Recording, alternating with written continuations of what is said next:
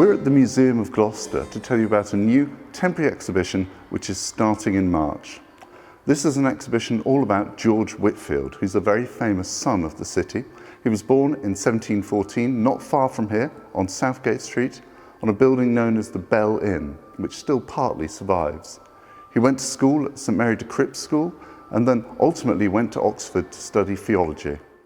On returning to Gloucester, Whitefield was ordained in Gloucester Cathedral and he gave his first sermon here at St Mary de Crypt Church.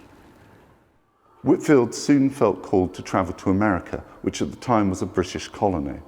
And he in particular went to the colony of Georgia, where he preached and ultimately founded an orphanage.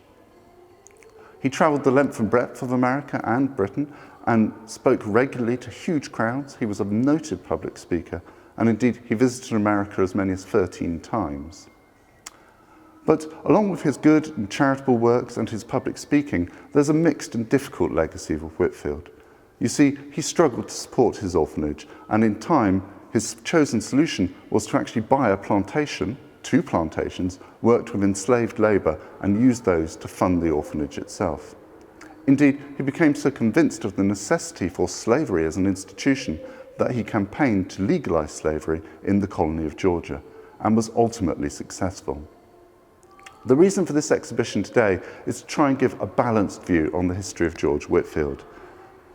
In the past, you see, in Gloucester and elsewhere, people tend to focus on the good news, his preaching, his charitable work, but they've tended not to discuss his views on slavery and his ownership of plantations. What we're hoping to do with this exhibition is give you a rounded view, the good and the bad information about Whitefield, so that you can hopefully make up your own mind.